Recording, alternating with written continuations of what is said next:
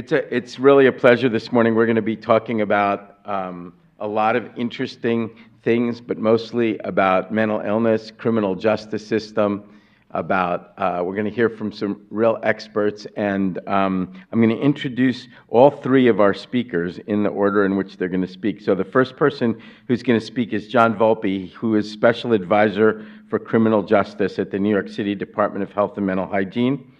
He's worked for many diverse New York City populations in a human service career over 20 years, including the provision of case management within the New York City foster care system, developing a Bronx-based program for children with serious emotional disturbance, leading a specialized group residence for gay, bisexual, and transgender adolescents in foster care, and working with the highly marginalized HIV-positive, mentally ill homeless population.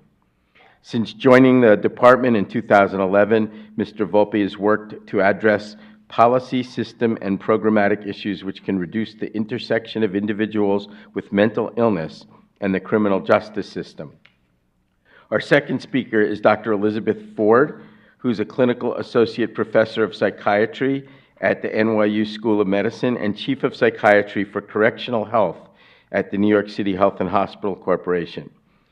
She's responsible for the oversight of the mental health care of individuals incarcerated in the New York City jail system, including at Rikers Island. She formerly served as the director of the Division of Forensic Psychiatry at Bellevue and the training director for Forensic Psychiatry Fellowship at NYU. Dr. Ford has spent years working on the jail inpatient psychiatry service at Bellevue and in the Bellevue Psych Emergency Room, specializing in the care of individuals with mental illness in the criminal justice system. And our final speaker is AnnMarieLouison, who is the co-director of adult behavioral health programs at CASES in New York City. She joined CASES in 1999 as the co-founder of the Nathaniel Project, the first alternative to incarceration program in New York City, serving adults with serious mental illness convicted of felony crimes in the Manhattan Supreme Court. Ms. Louison oversees alternatives to incarceration programs and a new outpatient mental health clinic created for individuals with mental illness and criminal justice involvement. She also provides technical assistance to jurisdictions on jail diversion and practice issues related to the intersection of mental illness and the criminal justice system. And for those of you who haven't heard, we have a newly founding relationship with CASES where the Institute is actually opening a satellite clinic in their facility so that we can work closely with the population that they serve. So without any further ado, it gives me great pleasure, and I'm looking forward to learning about a topic that I know almost nothing about. Thank you.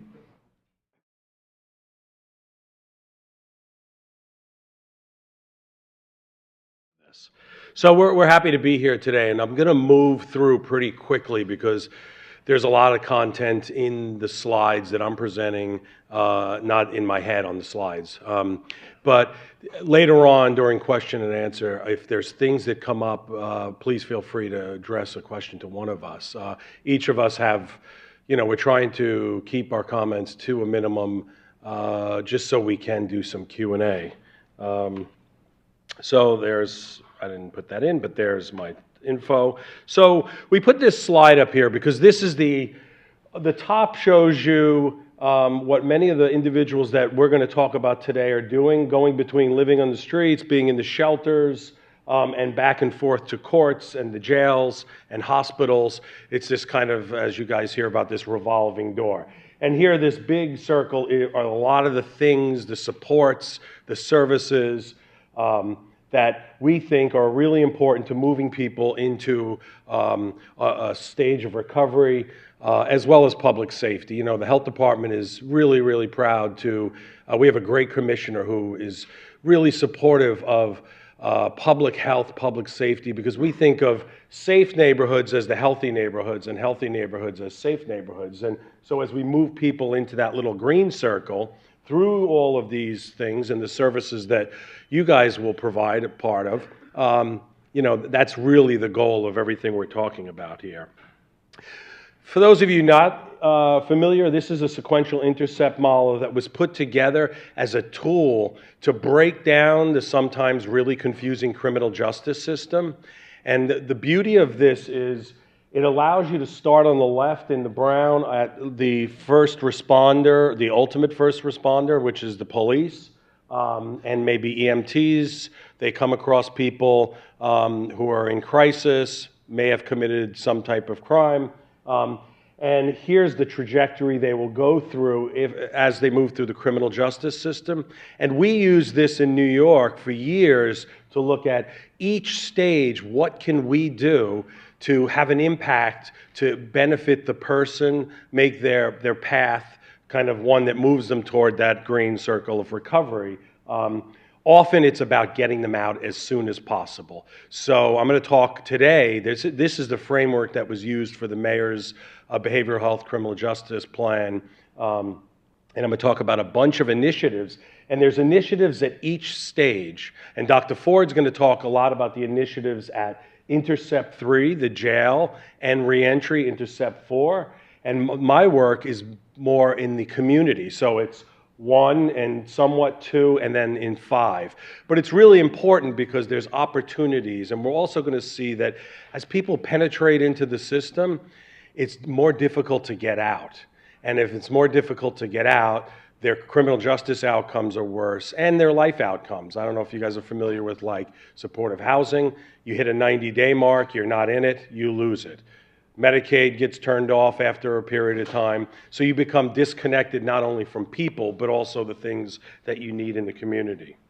So just to look at frame the whole bigger picture, you must be living under a rock if you didn't know this, that we over-incarcerate, but we also, importantly, use the correctional control system, and I mean probation and parole. You look at the gray line, and the number of people on probation. I think that that's a really important population to look at. I think it's often secondary to the conversation of jails and prisons. There's a lot of New Yorkers, right now it's 25,000 people roughly, that are on probation.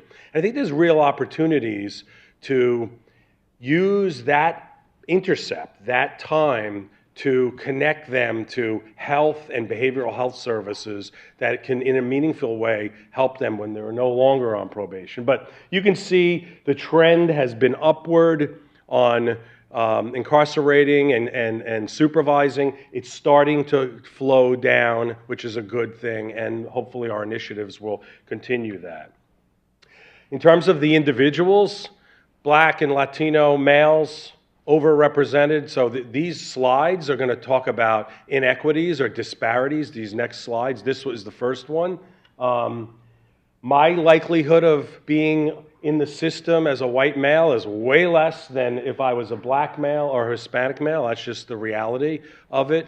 And we're not going to talk about the larger issues of racism and our failing school systems across the country and lack of employment opportunities, but obviously, this is a big problem. We're going to also see on the next slide, I think it is, that since 1980, women have shown to be one of the biggest increasers of users of our correctional system, if we could call it that.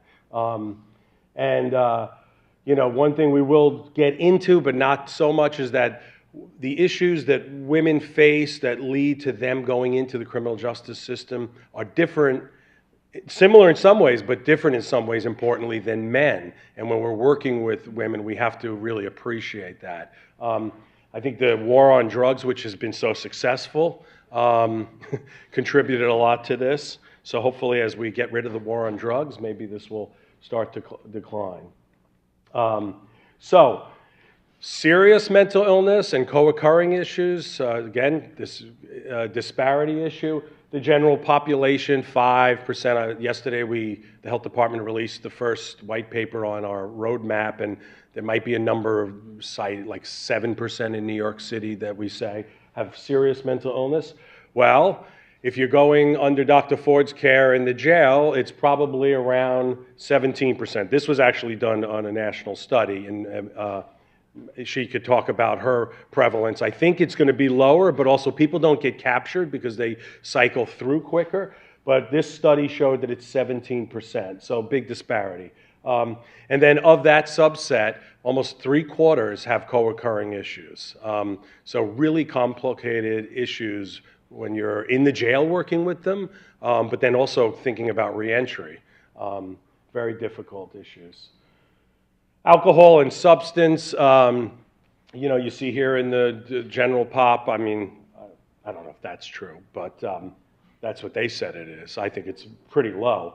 But we know that a lot of people in jail, and even these numbers are lower than people really think they might be. A lot of stuff is self-report. Dr. Ford might talk about that.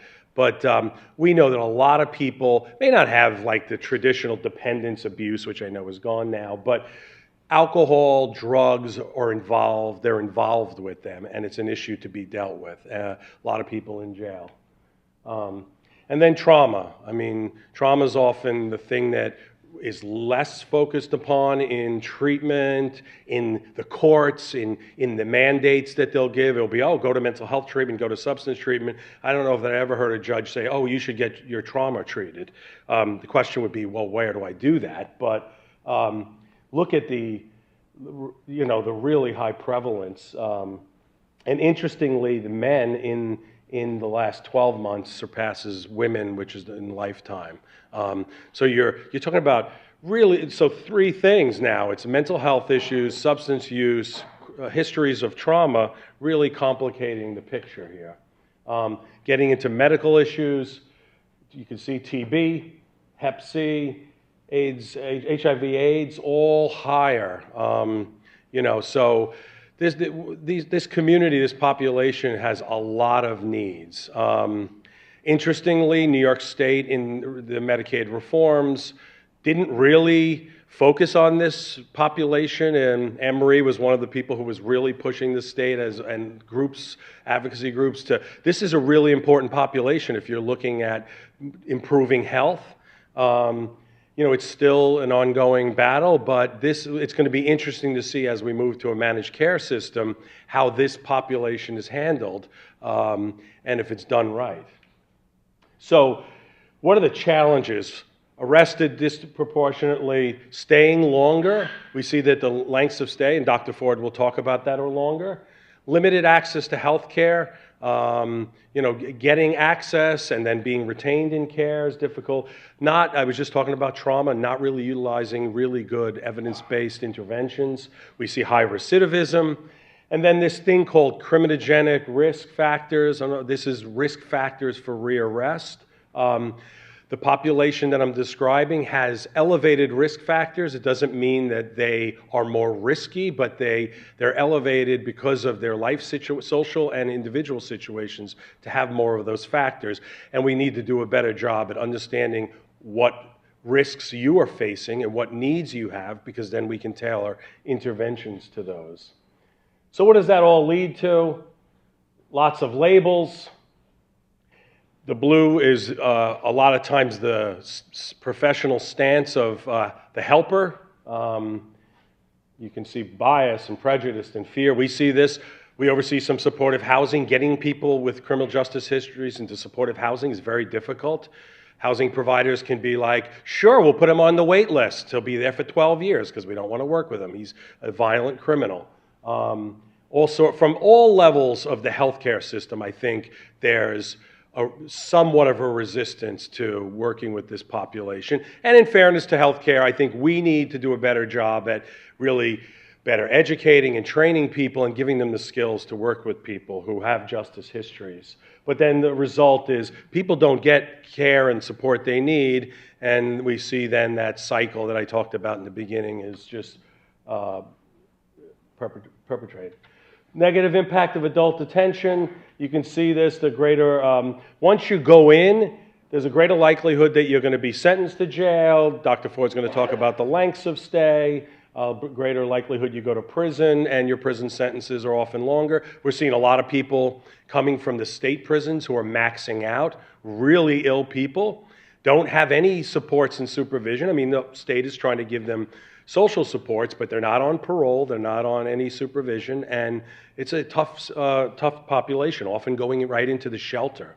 And then this is something that I think we really need to pay attention to is the the risk for people in the first 2 weeks or first month after coming out of incarceration for overdose.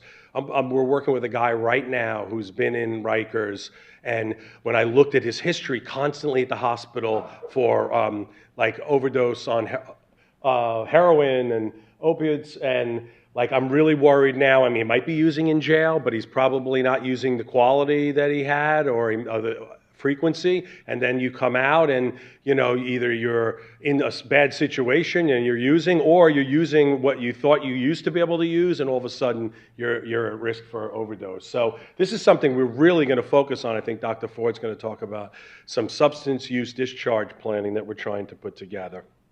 So city initiatives, I'm going to talk about basically two broad initiatives: the Mayor's Action Plan for Criminal Justice and Behavioral Health, which was 24 concrete action steps, $131 million in funding. Pretty impressive, put together very quickly with a huge stakeholder group, with a lot of really good action steps. And NYC Safe, which was announced in the summer, really focusing on a subset of people with mental illness who are at risk or showing escalating signs for being violent. And we're really trying to do better to keep track of them and make sure that they stay connected to services so that we could mitigate that risk.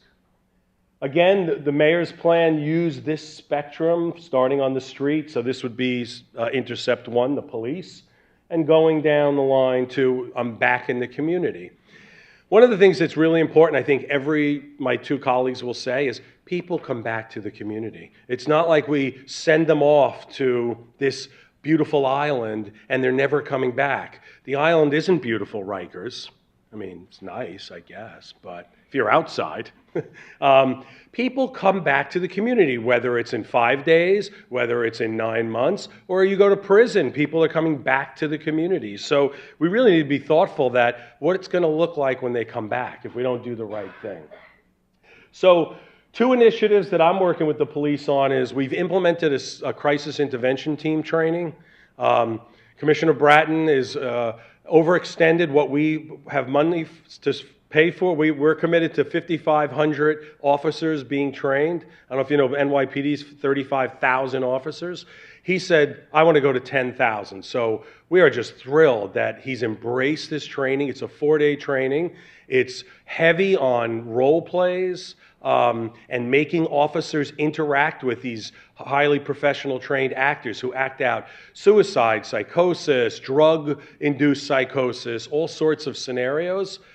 We've trained 400 so far in this area, the Harlem area, because the second thing that we're doing is we're developing freestanding 24-hour crisis centers that will be dedicated to the police.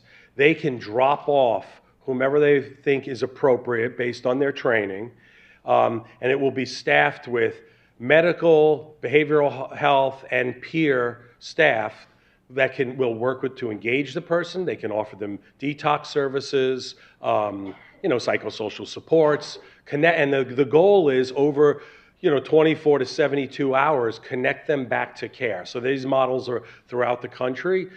States that are more progressive than New York have used these as an alternative to processing them in the criminal justice system, which often results in a 24-hour processing and then get back on the subway and go back to where you came from, or going to the emergency room only to be told, yeah, he doesn't meet the risk criteria for us, and they get discharged with maybe a paper referral. So we're really excited. We're going to do two of these centers, one in Harlem and one in the South Bronx next year. From arrest to disposition, there's a lot of initiatives. I want to focus on one is expanding supervised release. So what that means is we need to use information better to know people who might pose a risk and those who don't. And those whose risk can be mitigated, we want to give them support so that they don't have bail set, they don't go into Rikers, and the couple slides before, and they get stuck there. They can be supervised in the community, they can be brought back to court or come back to court, and they can fight their case, or they can dispose of their case however. They're expanding it by 3,100 slots, so that's really exciting. Assessment tools. One of the other things that they want to do is, somewhere on there should be, is HHC is actually doing, it is testing a more robust screening of individuals in the pre-arraignment setting so that we can do two things.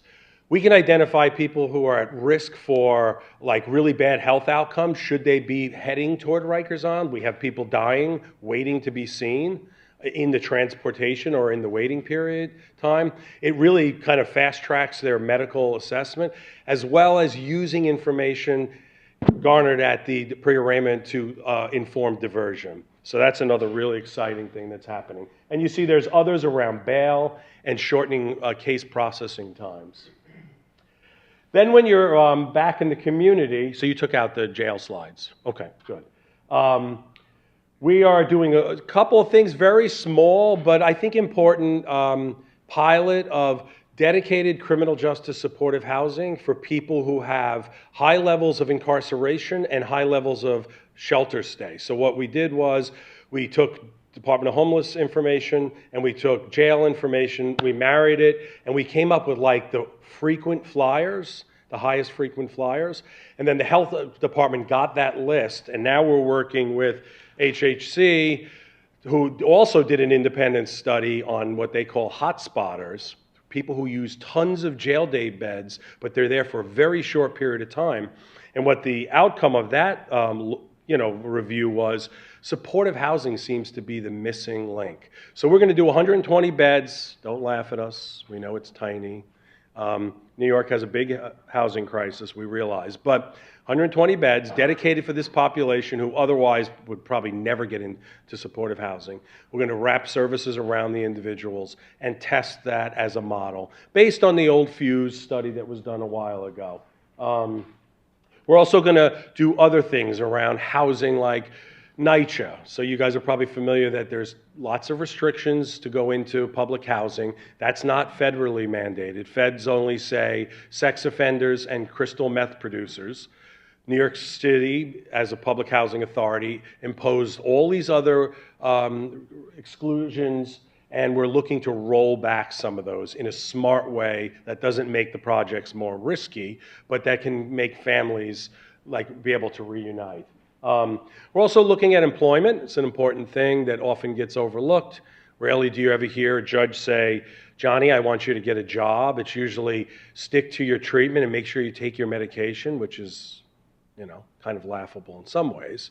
Maybe I'll take my meds, but maybe I won't. And just like maybe I'll take my meds and maybe I won't. But I go to work every day. So I don't know if maybe Anne-Marie might talk about employment. She's closer to the ground and working with people, and really their desire to work and really just live, as one client said, a normal life and pay taxes. And I said to her, you can pay my taxes.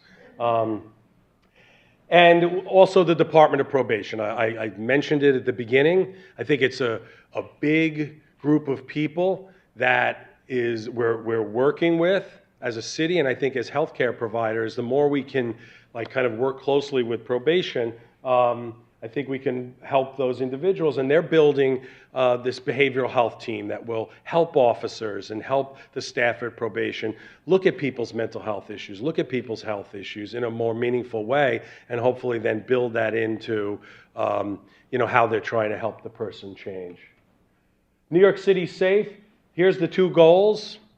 I think of New York City Safe as holding government accountable and holding providers accountable. We want to increase coordination. We want to and oversight, and we also want to expand treatment options. So you see here all the participating partners, and there's others. These are the main ones. So here's what we're doing. DHS, they're getting enhancements to their shelters in terms of clinical services. So they're going to have more clinical services in their mental health shelters. I think there's like 11 or 12. And then they're also going to improve their security because we've seen stories in the news around people homeless and violence. There was the horrible story in the South Bronx. So I think we need more clinical presence as well as more security. DOHMH, we are actually doing two things. We're building a coordination unit that will be taking in information, be matching it from outside agencies, DHS, the city mayor's office, NYPD, matching it to health information that we're privy to because of the local government role, walling it off. Obviously, we're not sharing it back with everyone because they're not entitled to it. And then we're going to use that to look at people and say, if you're disconnected from care, what are we going to do? Well, we can call the ACT team, we can call the care coordinator, we can call a mobile crisis team to try to go out and assess the person and hopefully get them reconnected to care. So that will be the monitoring unit. And then in terms of new services, we're building 4 new forensic ACT teams. So these are your traditional ACT teams with a focus on forensic criminal justice issues. Actually, in the state is now committed to giving us funding, or not funding, it's a lot of Medicaid funding, but licensing a 5th one that will be open to parolees as well as New York City's mental health ATI population. So that's going to come on in 2016. We're also doing a new program, an intensive mobile treatment team.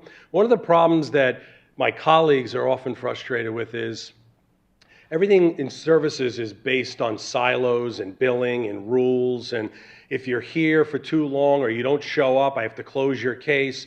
And the people that we're talking about that are most marginalized and we might be worried about because of risk, often are those we see in their histories fall out of care, and the provider isn't paid or incentivized to kind of chase them around. Hopefully not chase, but follow them. These teams are going to be funded out of city dollars, no Medicaid, no rules really. And if you are on one of these teams and you go to jail for 6 months, well, we'll visit you every 2 weeks for 6 months, and when you come out, we'll hear from you. It's kind of like a no-burn bridge team. And the theory is you build this relationship. And then even if you're doing well and you think, oh, we should step them down, it's always a good phenomenon. Someone's doing well on ACT, and then we step them down to something else, and well, maybe they needed ACT for the next 5 years. But no, it's an expensive service, so let's step them down.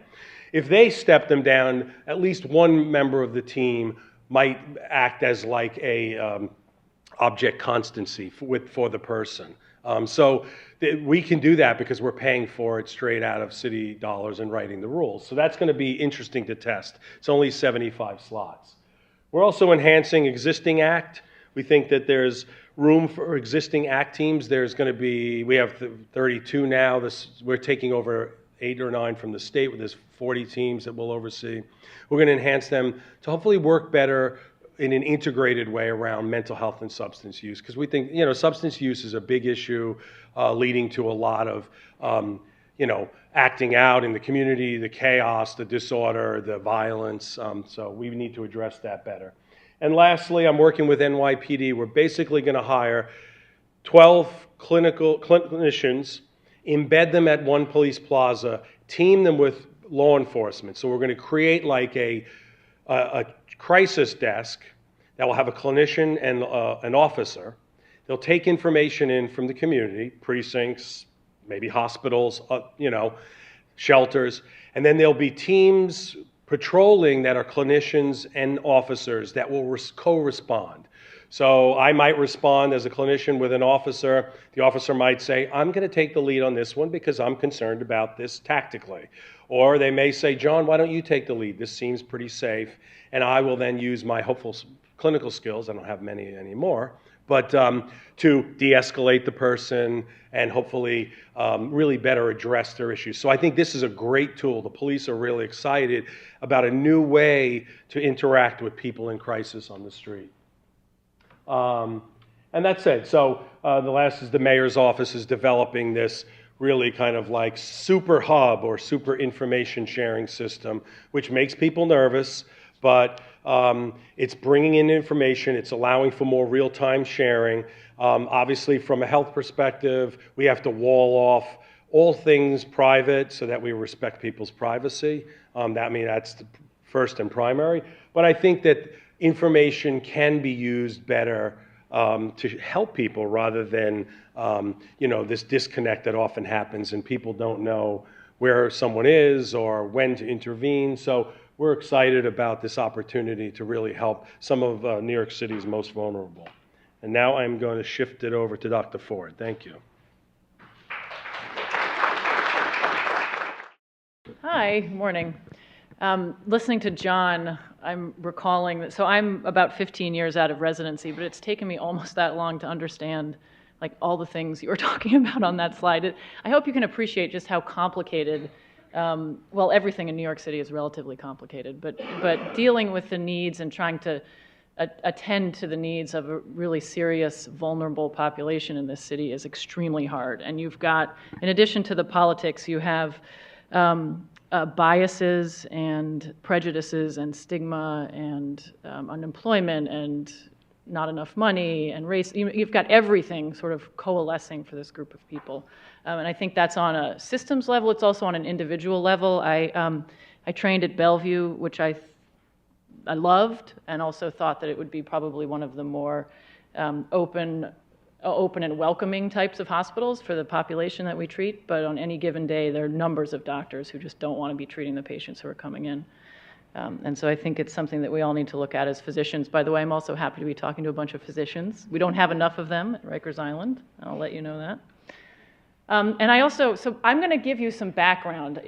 I definitely, as a resident and even into my attending hood, knew very little about the jail system here. This island, you'll see it on the subway map, but it has no name. It's just this random light brown island sitting in the East River. But this is Rikers Island. The only way to get on there now is the bridge, which is right down there on the bottom of your screen.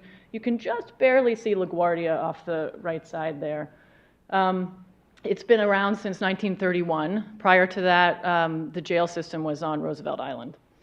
And on this particular island, which I happen to do think is quite pretty, John, and in fact, if you stand with your back to it on the west side, the Manhattan skyline is gorgeous.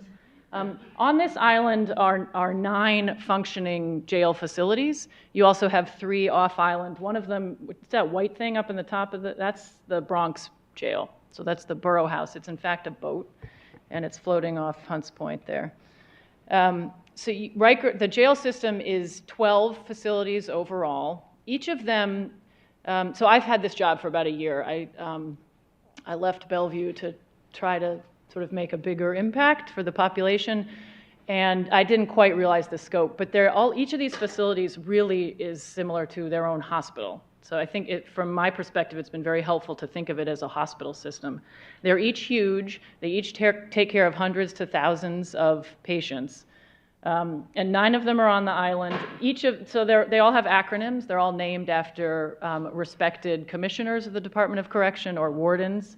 Anna M. Cross, the AMKC, is the largest. That has at any time around 2,000 inmates. Anna M. Cross was one of the first female commissioners for the Department of Correction. She was good friends with Eleanor Roosevelt.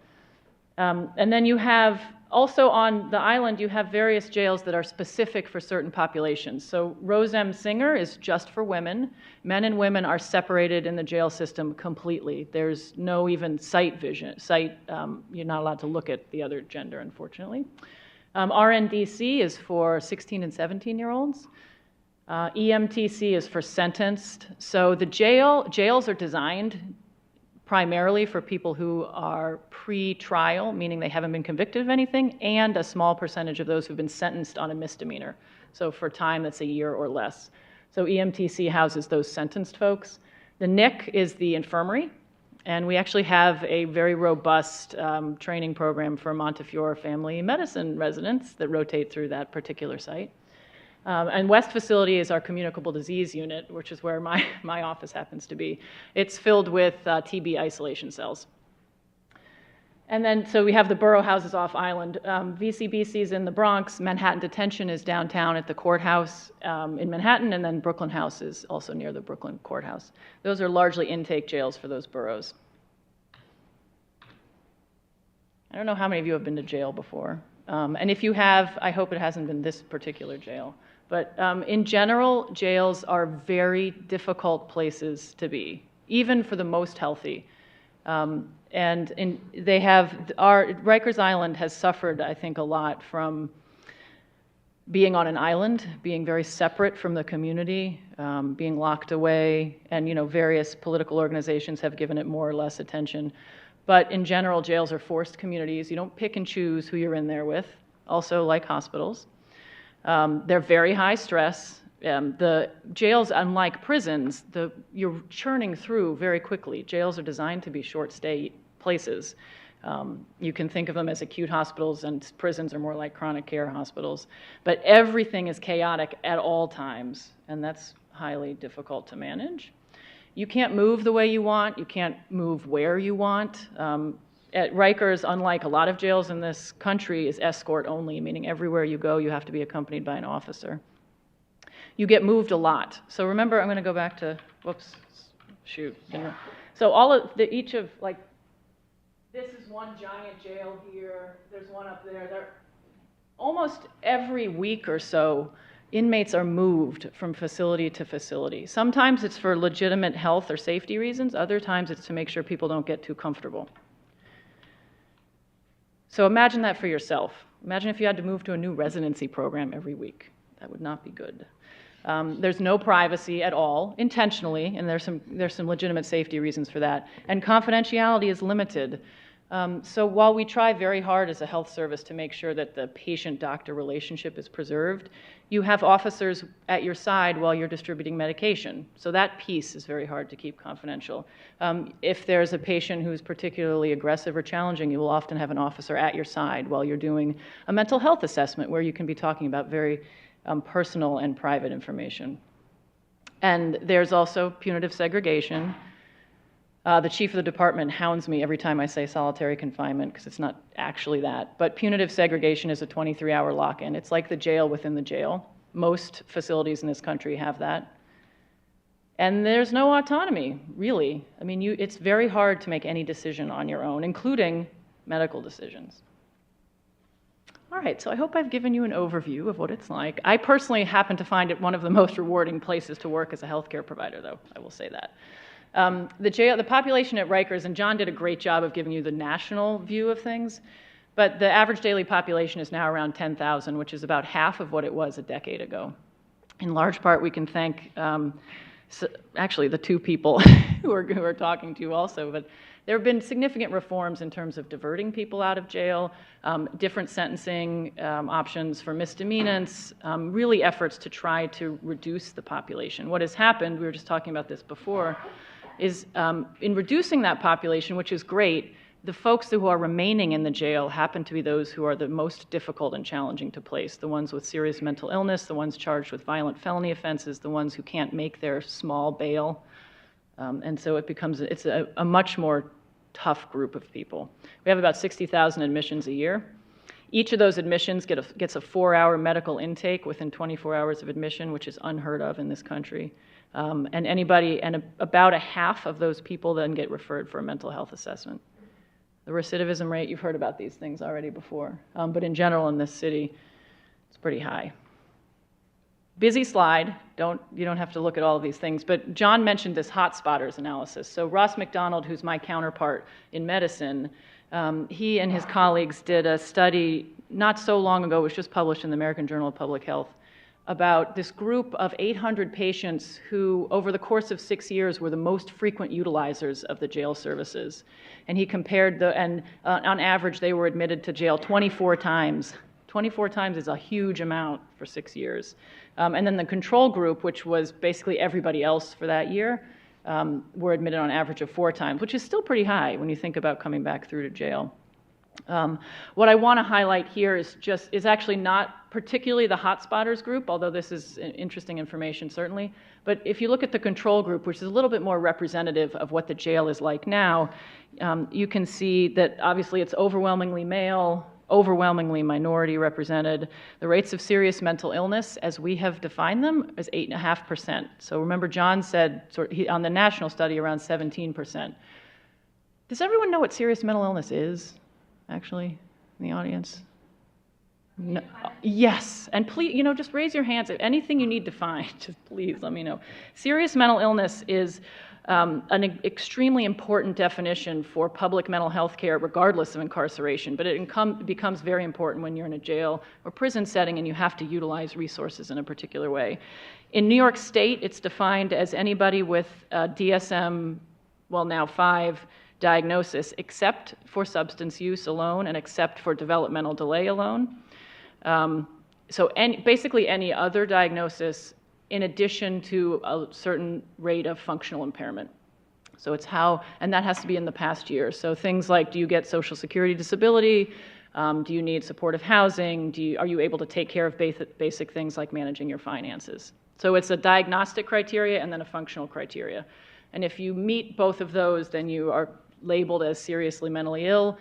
In the jails, that gets you additional services. In the community, that also gets you additional services. And so it's a very important metric. Unfortunately, we are not great at doing that in the jail. So we see people quickly. We often don't have any information from the community, and we were just talking before about sharing of information. We sometimes have a couple of days or a week to figure out somebody's complicated diagnosis in the midst of them being traumatized and sleep deprived and hungry and angry and just been arrested. And so I suspect that our rates of serious mental illness are actually much higher, and we're just not picking it up. Other things to note, particularly for this audience, so if you look down here in the medical conditions, you guys I'm sure all know this, but HIV, Hep C, diabetes, epilepsy, overrepresented in general in the jail population, and we're crunching the numbers now. I'm almost 100% positive they're higher for the seriously mentally ill as well, who tend to not access care for their chronic illnesses in the same way that others do. All right, the average length of stay for the New York City jail system is 56 days. I hope you guys all know about stats a little bit. Averages only tell you a little bit of the story. If you take out the people who are released in 24 hours, so those who just touch the ground and then they're out very quickly, it's 176 days, which is huge, huge. Now you do have 10%, so if you take out those 10%, that's the number you get. Half are released within 9 days, but most of the jail are people who have been and will be there for a very long time. And for comparison, these are some of the other larger jurisdictions in the country. If you have mental illness of any kind, whether it's serious, quote, serious or not, your length of stay doubles regardless of your charge. And I will just say that, the jail is now a chronic facility, and it's not designed to be that way, and we can wish that it's not that way, but it happens to be. And I am of the opinion that we need to meet the needs of what's happening right at this moment and sort of not hope for stuff to change. All right, I'm sure you guys have read the Times, a few things, but just very quickly about healthcare on Rikers and the jail system. It's governed by the city charter that was written in the 1960s that basically gives the Department of Health and Mental Hygiene in this city the responsibility of overseeing the care of individuals who are in the custody, as opposed to the Department of Correction. So most jails and prisons, the Department of Correction, so they're the correction officers, the security, they will have sort of divisions of their department that do healthcare. So if you can imagine being a family medicine provider in a jail, but you are reporting to a security agency, that can create some very significant ethical challenges for you as a provider. So what happens if somebody asks you to prescribe a certain medication to sedate somebody so that they can put them in punitive segregation? And the person your boss is really the security agent. So it's a great thing in this city that we have a separation of health and security. It also leads to lots of challenges working with different systems. We have a set of minimum standards. The New York City has a board of correction. It's kind of like the Supreme Court for the jail. They weigh in on whether minimum standards are being met. And then you can see over the course of the year, these are the folks who have delivered the care. And what I mostly want to just describe to you is that until January 1st, 2016, which is just around the corner, the care has been contracted out to different agencies. So the Department of Health has either owned the contract and given it to folks like Montefiore, Horizon, which is the current provider. But on January 1st, and this is, I think, an enormous step, the HHC, which you guys all know, is in fact going to be the direct care provider for all of the services there. And everybody will be working for HHC, which is also critical because right now we have this hodgepodge. Some people work for DOH, some people work for HHC, some people work for Horizon. We have another vendor called Damien, and it's very fractured. But it's all coming together soon. So in terms of mental health, about 40% of the average daily population has received mental health services. I have two asterisks here because it means at any time in their incarceration history in their life. So once you, and this as a result of a class action suit, jails and prisons are often governed by litigation, unfortunately.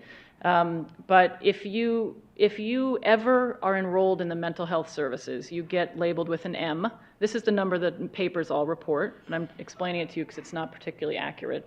You get an M, and then let's say you are released and all's well. When you come back to the jail again, you may not get mental health services at all. In fact, the reason you had them in the first place may have been because you were adjusting to the challenges of jail. When you return back, you retain the M, even if you're not getting the services. And you retain the M for your lifetime. And this is in order to retain, it's order to get the financial rewards from the class action settlement. So when you see 40% of the jail has mental health issues, that's in fact not accurate. The more accurate number is 25%. So if you can sort of keep that in your mind. In the jail system, we have multiple levels of mental health care. So there's outpatient clinic kind of stuff, residential units, there's subacute care, so like just heading to the hospital. We don't have a hospital in the actual jail system. There are two outposts, one at Bellevue for the men, which is where I was working prior, and one at Elmhurst for the women. And that's where folks who need a psychiatric hospitalization are admitted. We talked about the SMI already. Primarily, the serious mental illness diagnoses are bipolar disorder and major depressive disorder, but we have a fair number of people with straight-up schizophrenia. And then all of the patients, this is the class action suit I was referring to, Brad H. So all of the patients who receive mental health care are entitled to reentry services. And those services are graded based on the severity of their illness. It's important to note that if you are not part of Brad H, you are not necessarily entitled to reentry services. So there is a small group managed by Allison Jordan called Transitional Healthcare Coordination, and they will provide reentry for folks with HIV or for chronic care issues. But there is a significant portion of the jail, healthy men and women who actually need services to just reintegrate into the community who are not getting them. The jail system is typically really not well connected to care, and the patients who come through, they're not well connected to care in the community. Homeless and unemployed, there's very limited social support. Many of the patients that I treat have, unfortunately, through their illnesses, burned a lot of bridges in their family units. They're at much higher risk of trauma in the jail than other populations, so they get victimized more, they get thrown in the box, which is punitive segregation more, they get extorted more.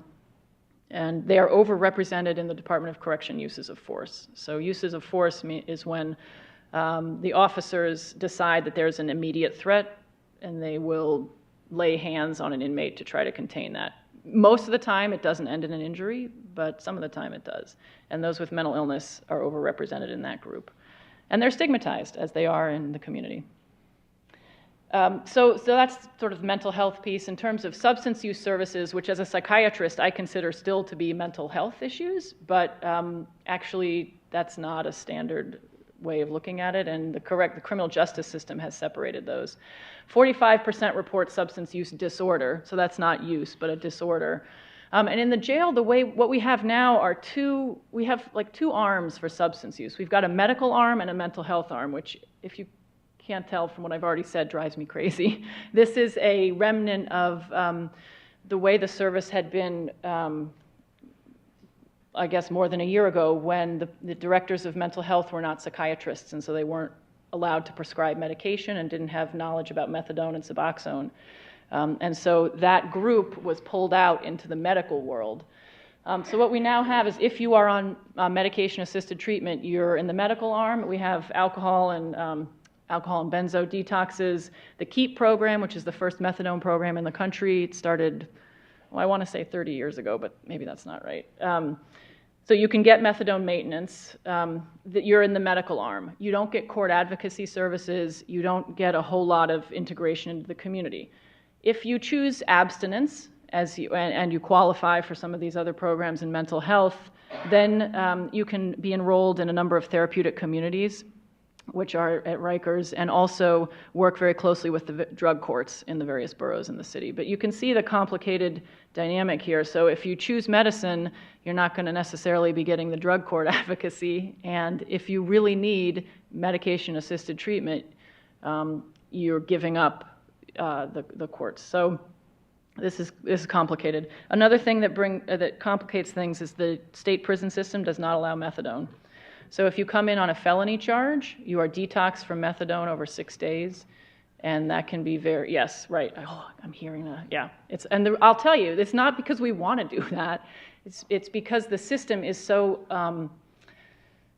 unpredictable that what we really want to avoid is somebody coming into the jail and then on day 2 heading up to prison and going cold turkey on their opiates. And so we at least try something to sort of edge them into that. But it does mean a very rough time for 6 days for people. And I'll tell you, not all felonies end up being felony convictions, so the charges will get bumped down to misdemeanors, and you've just detoxed somebody from something that was really useful for them. And it also makes it harder for them to get into programs. All right, system challenges. There are lots of them. The environment of care is one. We've talked about methadone, but the impact of the legal case is also important. I mean, so folks who are charged with high felonies, so say murder charges, they may be in this jail for 4 or 5 years waiting for disposition on their trial. And to manage somebody safely in this environment is really hard. Continuity of care, we have trouble even within the jail with all those 12 facilities talking to each other and managing transfers and getting information flow, and then certainly with the community. So one of the great things about the move from the current Corizon situation to HHC is that Corizon is a company based not in this state, and they have requested that all of their physicians stay away from communicating with the community. So just sort of close down and operate as a silo in the island. And I know I got to get going. Sorry. I have 5 minutes. Okay, good. We have 5 minutes total? Okay. Anne-Marie, I'm just going to. So, you know what? If you would like to hear more, you can come. I will definitely, I'm E4 at NYCHHC.org. Multiple changes that have happened recently. Including CIT actually in the jail. So John mentioned CIT with the cops, but we're doing that there. Mental health services are improving significantly, including improving the care on 4 particular units where the violence has dropped almost to nothing on those units. We have staff who work both at Bellevue Hospital and in the jail. They're credentialed both places, and they take care of patients regardless of where they are, which is unheard of in this city, and that has shown a huge reduction in readmissions. And sorry, Anne-Marie, I totally didn't realize we had that. Good morning, everybody.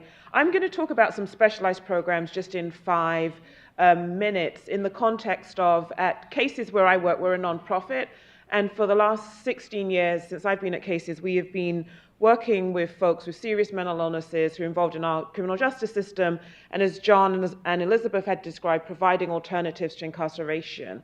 And so although we are a specialist provider and we provide a number of services, one of the things that we do every day after we've diverted somebody out of going to jail, because we're in arraignments right at the point, our social workers are in the courtroom right at the point when someone's arrested on a misdemeanor downtown Manhattan in the criminal court, or if someone is arrested on a felony and they have serious mental illness in Manhattan, and we're able to divert them into our community, assertive community treatment team, the model that John had described, that we are so thankful, because for the last, since 2003, Cases was the only agency providing assertive community treatment for individuals with serious mental illness that were involved in the justice system. And researchers from like North Carolina, Dr. Gary Cuddleback, had always said stuff like, in big urban cities, that you need at least 10 forensic act teams because the people with serious mental illness are involved in the criminal justice system.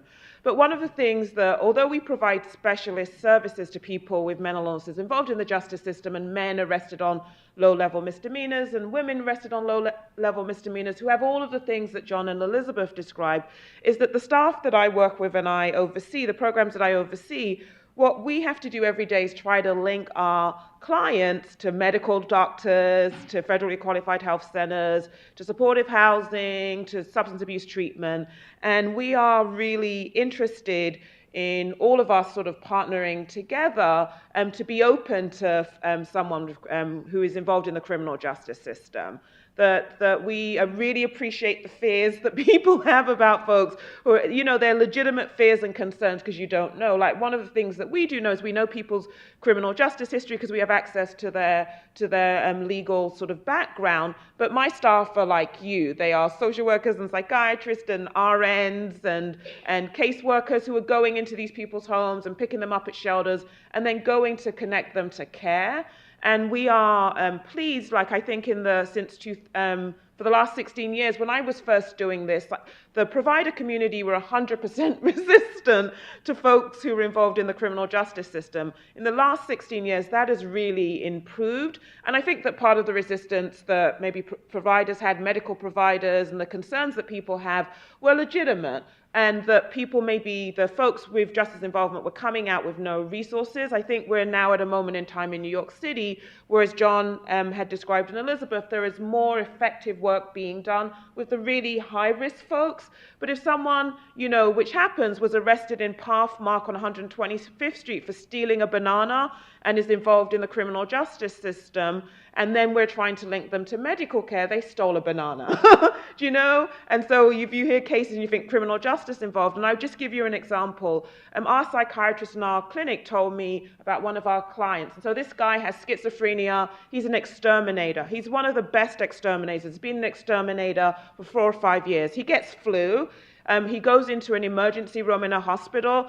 The doctor seeing him in the emergency room writes, "Man with schizophrenia has flu," because the guy asked for a letter for his employer. He goes back to his employer with that. And the employer says, "You have schizophrenia? I can't trust you. You might go off in people's homes." And so that's not even about criminal justice involvement. That's just about serious mental illness. And it wasn't the doctor's, you know, the doctor was doing his job around, the diagnosis of having flu or the cold or whatever that sort of person had. But it had an impact for that person in the same way. Our psychiatrist got on the phone and called his employer and said, "Do you know about the American Disabilities Act?"